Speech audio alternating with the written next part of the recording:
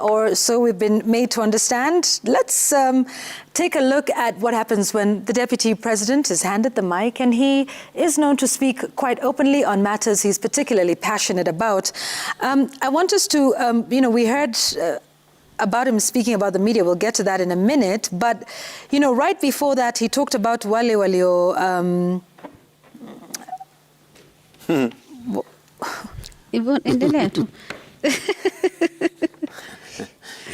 Hapo ndio Kiswahili changu kimefika. Ni wito ipi? Ipi ile ya UDA. Serikali ya shareholders. Kwa UDA lazima kwanza. Haya basi tuende na serikali ya shareholders. Ni kampuni na ni ya shares. Si ndio? Ni ya shares. Kuna wenye kampuni, wale wako na shares mingi, kuna wale wako na chache, kuna wale hawana. Sasa nyinyi mliinvest kwa hii kampuni ya William Ruto na Rigathi Gachagua. Sasa lazima mvune. Yule ambaye alipanda atafanya nini? Si mlipanda? Si mliamuka mapema? Mukasema mutaki kusikia mambo ya ile system na nini? Mukainvest, mukapanda, mukapalilia, mukaweka mbolea, mukamwagilia maji, wakati ya kuvuna ndio huu. The time to reap is now, and if you did not sow, then you cannot obviously reap. The Bible says so as well, doesn't it, Gachagua? Well, politics proper, yet again. What the deputy president was saying is not necessarily new. He only verbalized that which has happened over a period of time. Way back, even pre-multipartism and after multipartism, we've seen that. Particularly in the last two administrations, the last administration of Uhuru Kenyatta, 2013 to 2017, 2017 to 2022. The accusations then were that it was a coalition government of URP and TNA that later merged into Jubilee, Mount Kenya, Rift Valley. They were the biggest beneficiaries in terms of government appointments. So even without verbalizing it, it actually happened. The only issue now is that that which probably has been done silently, the deputy president is verbalizing it. And that is a serious concern. Yvonne, we've seen audits done by various organizations in terms of who dominates the public service. When you look at a basic thing like appointments, look at the cabinet of 21 in the Uhuru administration and now in the Ruto administration. Look at the cabinet of 21, look at the PSS, look at senior positions that in terms of appointments. You will see that the trend basically. Whereas on one hand, the politics of it, the expectation would be that those who voted for one administration or the other would benefit. It is also expected that the Constitution requires that the formation of a government must reflect the face of the nation and must have proper regional balance. That being the case, it's normally a tight balancing act for the president to reward those who voted for you, but at the same time, to make sure that the government is as inclusive as possible. The tragedy is when you verbalize that exclusionist nature of forming government. Well, there is the reality and there is, what we imagine should happen. But shouldn't we be at a point where we're saying, yes, naturally, people who worked with that administration, during the campaign period would get that. But at what point do we ever start to have a conversation about having people of merit? Because there's several people who are perhaps apolitical or, didn't stand up and campaign for this or that side. So is there no place for merit at all? Is that what we're saying? You have a point that, this is being verbalized and we know what happens, but it's never been said, but now it's coming out in the open. But are we now saying in Kenya today there is no place for merit in appointments? Is that what we're saying? Do we just accept that fact and we, winner takes all? I don't think so. I think, in fact, we should admit that we are in uncharted waters. This is the Deputy President of the Republic of Kenya. This is the person who is a heartbeat away from the presidency. he is basically on the doorstep of the presidency. Now, being in that position means you are holding a position that represents everyone in the Republic. Your constituency now is drawn up by the international boundaries that make Kenya. That is what it means to be deputy president. That is what it means to be president of the Republic. I think we are in uncharted waters because no vice president, no deputy president, there's been one before, has ever gone in this direction of making what is clearly very divisive talk. How does Rigathi Gachagua expect to be treated in a place that voted, for example, for the opposition? We saw him going to Kisumu and speaking, this Kisumu and Siaya, he had a trip there. Homa Bay, Siaya and Kisumu. Yes, where he actually sounded like a national leader.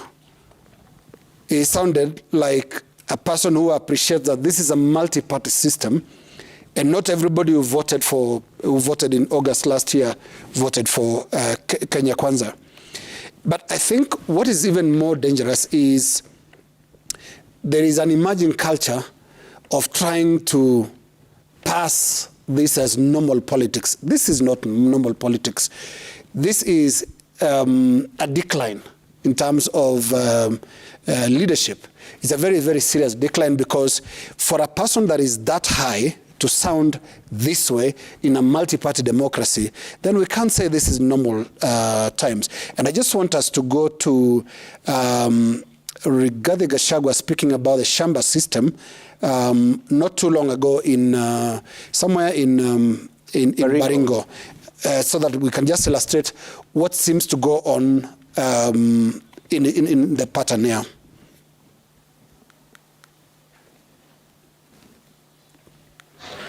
Wananchi wanapewa, wanalima mahindi, wanapalilia miti ikiwa kubwa wanaondoka. Mimi nasema hii serikali ni yenu. Tumetoa order, wananchi wapewe nafasi walime msitu, ndio tuongeze chakula kwa Kenya hii. Sasa iko haja gani kukataza watu kulima mahindi alafu tunaenda kutoa mahindi ng'ambo? Ni ujinga si ujinga? Ni ujinga si ujinga? Kwa hivyo tutatoa ratiba ambaye tutalima kwa msitu bila kuharibu miti, si ndio? I think even sober UDA supporters sometimes shudder or cringe when they listen to the deputy president because he tends to say things that are over the top. They cross the line. Remember, on this issue of Shamba system, he had to walk back. And I wanted us to play that clip because in both cases, he was speaking in front of what he considers the strong base of UDA, those who voted for President Ruto and Deputy President Rigathi Gachagua. And my only theory is this is what tends to happen with politicians. When they see a crowd, the first thing they ask themselves is, what can I give them? This is a good crowd, what do I give them? Or what do they want to hear? Aren't we What do they past want to that hear? though? Because you No. know, the campaign is over, you know. And by the way, this is even on both sides of the political divide. Yeah. Even for the opposition, when you stand in a particular place where this is a stronghold of opposition party, supporters, yeah. that is when to sound. You have to maximize your rhetoric against government and all that. And Rigathi Gachagua tends to fall into this trap where in front of supporters of UDA, he says some things that are quite ridiculous, for lack of a better way of describing them. So much so that there'll be sober people within UDA itself that will step back and say, oh my, that was not in order. How can a government, a national government, be a private company? You know, if we were in a different democracy, say Western democracies, a leader that speaks this way, by now we'll be tonight discussing the resignation of Rigathi Gachagua alongside that of the KRA Commissioner General. And it's true, Yvonne, because even what he said and the reaction it has elicited, not just among politicians, those for or against the government, but even among Kenyans, them saying, then kama tukupigia kura basi tusilipe ushuru. We don't need to be paying taxes because we are excluded from this government. But now that exclusion, really, looking at the 6 million plus people who voted for the other side, really, that's a huge percentage, and you should think about what that really means when you say tumewaacha nje. And it's not like even after he said that ikaishia hapo.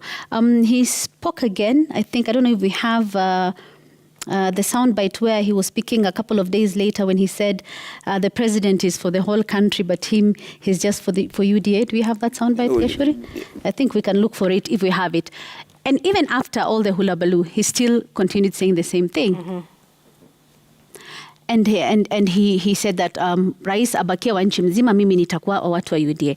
But then that's another point. I think another bite we need to talk about something else that the Deputy President spoke about, and it's what we are seeing on air now. This is in Kereko village in Rongai, Nakuru County. This was a couple of days back where the Deputy President was on camera assisting in reconstructing of homes. That was houses that were demolished by an auctioneer who had orders from the court. Now, the court issued this order in a ruling over a long-running case of a land. Gashu, I think it's almost 30 years. And the evicted families had lost the case over the ownership of the land at the High Court, at the Court of Appeal, and at the Chief Magistrate Court. And that case was heard by, among others, Principal Magistrate Wendy Kagendo. It was heard by Justices Philip Waki, Martha Koome, Hannah Okwengu, and even former CJ David Maraga. And the ruling was made last year in April. So the police executed the order this year, which was supposed to have been executed anyway in June. But now the Deputy President not only went against the court order, but ordered action against the former Nakuru County Police Commander, Peter Manzo, who is the one who deployed police officers to provide security during that incident on February 16th. I think we can listen to him talk about police don't obey court orders on demolitions until we discuss. Na mimi nataka niambie polisi pahali popote waliko katika Jamhuri ya Kenya kwa niaba ya Rais William Ruto. Any police commander who will supervise eviction and demolition without authority of the respective county security and intelligence committee, you'll be on your own. And I want the DCC here, you'll have to explain to us, when you saw this, what action did you take? Because by the time I called your regional commissioner, he was not aware. Why didn't you report to your bosses of what is happening? He's clearly said court orders be ignored.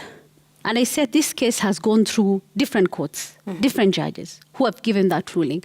Yes, there were people living in that land. The court says they're supposed to be evicted, and they were.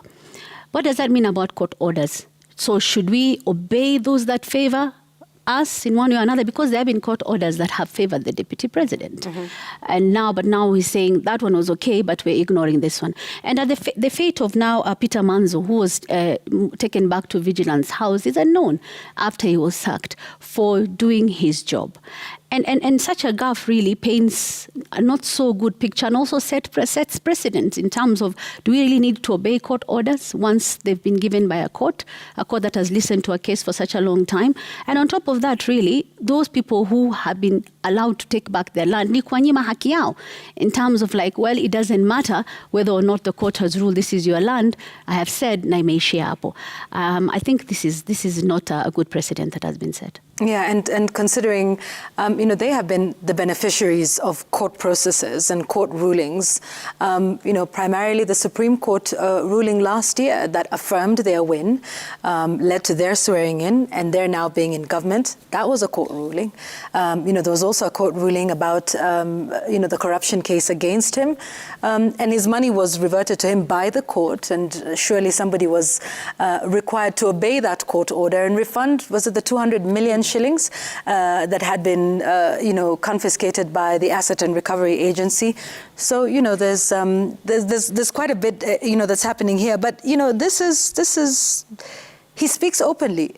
Some would say maybe we're not ready for this type of politics and talk in our country, of somebody who says it as it is, none of that political correctness, and that maybe we should, get to the point where we're truthful and we're saying it as it is. And I think that was when he, talked about, those in the media, and he said, and he particularly said not just those in the media, but mainstream media, but social media as well. That that a lot to say about him and his character, and that he's open, about things, and he's a truthful man. I'd like us to listen to him saying, watu wa media, najua mnalipwa. In fact, he talked about perhaps being influenced by a certain person. That was Rigathi, watu wa media, najua mnalipwa na yule mtu wa maziwa.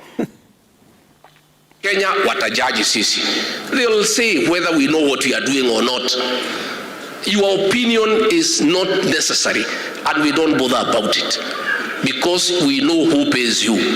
Kama sasa magazeti wameshikwa na hii makatele ya kahawa na majani chai na maziwa. Kwanza mtu ya maziwa ndio nalipa hiyo hati ya magazeti. Si mnajua katele ile mtu ya maziwa?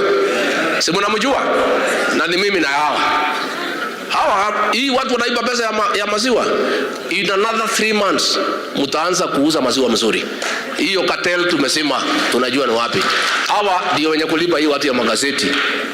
They try to demoralize me so that I get distracted from fighting coffee, tea, and milk cartels. My eye is on the ball. I am focused. Na ni mimi na nyinyi.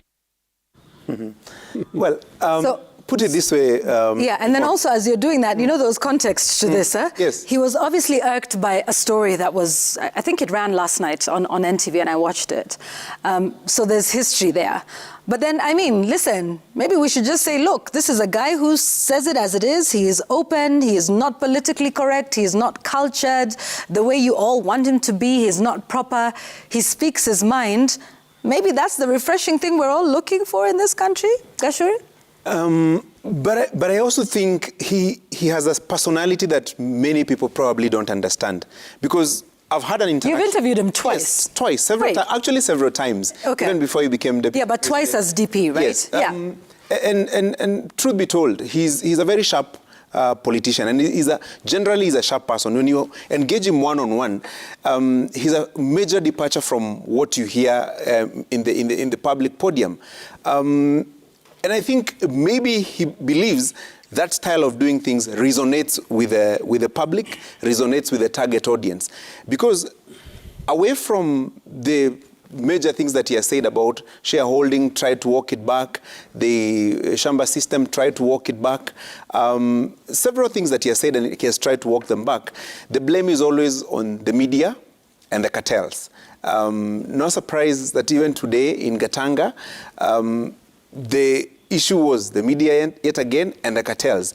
Milk cartels this time. And milk cartels. And of course you can see where that statement was directed at, probably at the former president. Every time there's an uproar, and you see in the age of social media now and digital transformation in terms of how broadcast is conducted, you say something and it's likely it goes viral. Yeah. It goes viral very quickly. Yeah. So people will have heard what you have said, and they will judge what you mean. You may try and contextualize it a little later, but it will be out there already. And that's why I support what LK is saying. Look, the audience every so often dictates what the politician will say, because you want to say what that which pleases the audience at that point. You want to tell them what they want to hear. You want to tell them you voted this way, so you'll be the major beneficiaries. When you go to the opposition side, for example, you heard what the deputy president said in Homa Bay. Actually, he spoke very well, said very nice things about the Azimio leader. But that was in Homa Bay. A few days later, in another place, which is a stronghold of the Kenya Kwanza team, he will say something that is completely opposite of which he said in Homa Bay. It's politics generally, and you will say that which your supporters want to hear at that point. But if you find yourself in a mess, maybe you misspoke if there is a word like that. There is no such word in Kenyan politics. You never misspeak. So if You're always misconstrued. If you misspeak, then you must cite somebody for misquoting. Get a boogeyman. Yeah. But do you realize, guys, you know, when we were all saying this, I just had this thing, we're talking like we're still in a campaign. Does that sound strange? Like when you have a crowd, we should say what they want to. I mean, what do people want to hear today? Like bringing down the cost of electricity, you know, the cost of food. Does it feel like on both sides of the political divide today, we're still in this time last year? Like what is this we're telling the crowd that they want to hear?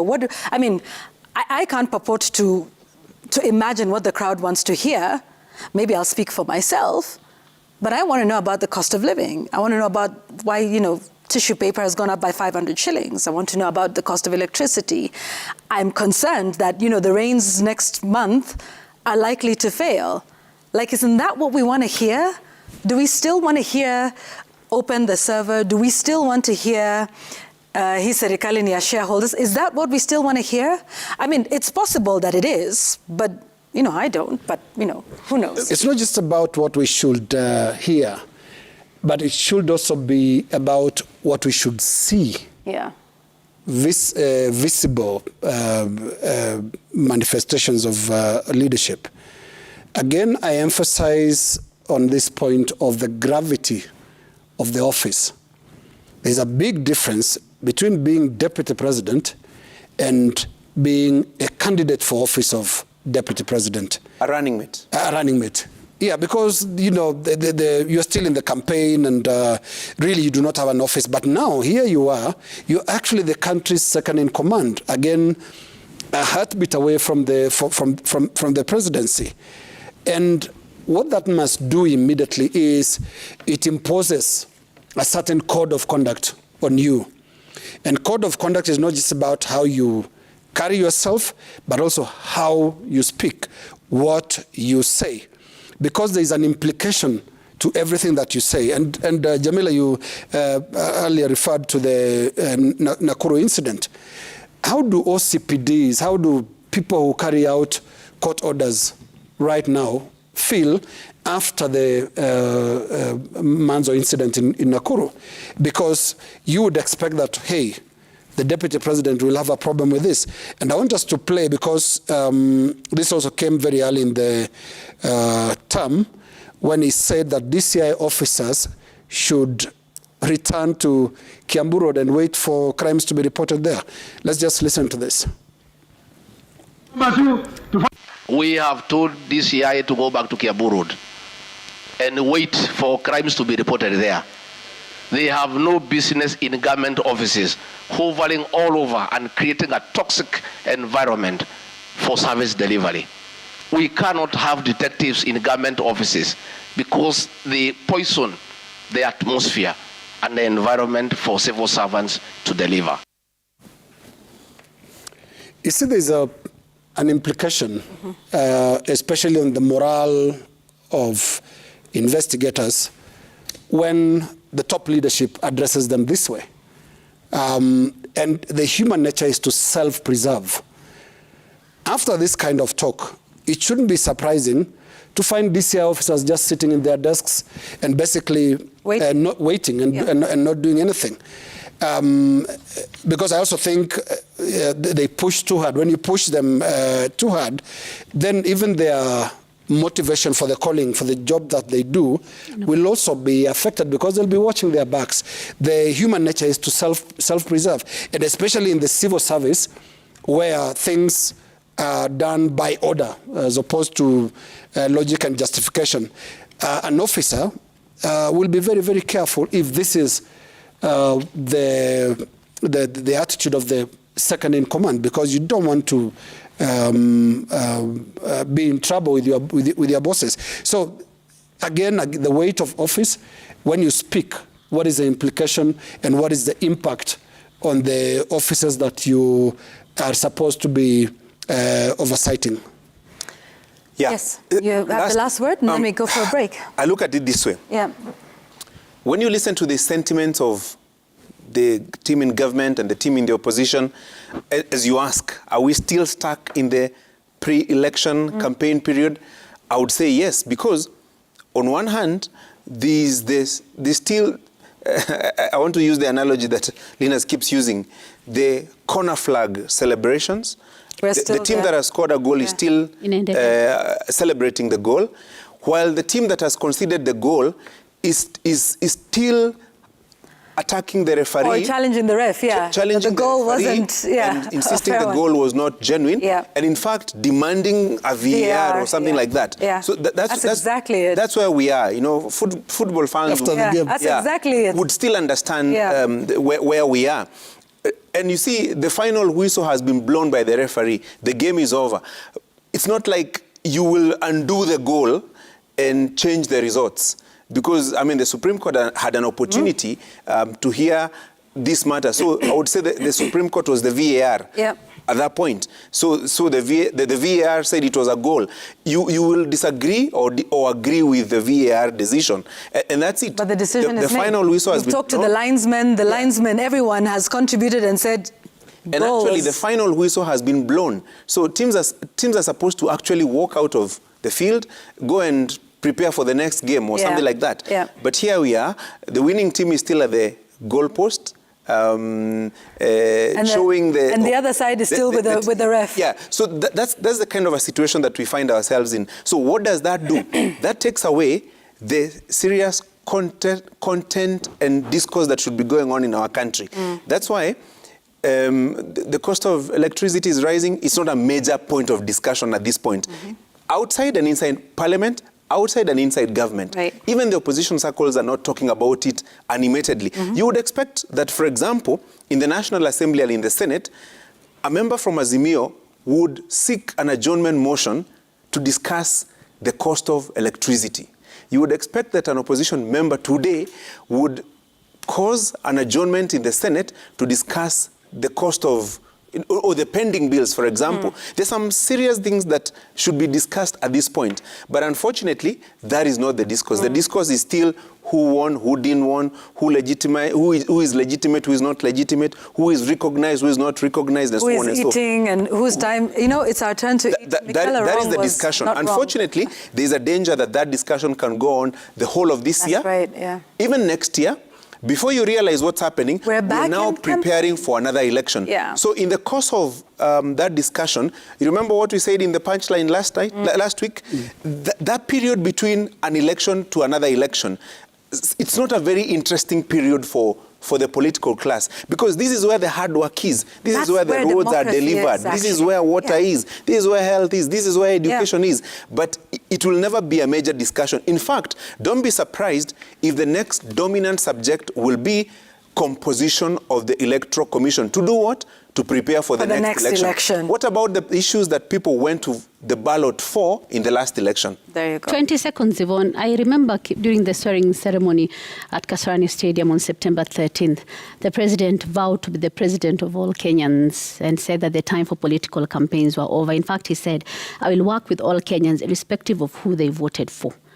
So the statement by the deputy president saying this serikali ni shareholding, watu wapange queue, wale tu wali support na nitawaweka mbele, is contrary to what the president said and promised back then when he was appointed and when he was elected and he was sworn in as president, because he has all these projects, he has all these promises that he made. And I think when he was making those promises during the campaigns, he was making those promises to all Kenyans, because he went all across this country. He didn't go to places that were deemed... And there is nobody who campaigned harder than the president. Than President William Ruto. There is no corner of the country that he didn't go, even places where he was perceived not to be his stronghold. Right, he went there anyway. And made promises. Right. Yeah, and that should be what we are seeing right now, that he promised, and the delivery should be for everybody. Yeah. That's a good place to take a break. There's an economist friend of mine that I would want him to take us to a break. I will not mention his name. Okay. He says, the tragedy is our political class is definitely in a time trap. Ironically, a time when the economy is in a spiral. Yeah, isn't it ironic? Let's take a break. But listen, there was drama at the Senate. There was drama. We'll talk about it when we come back.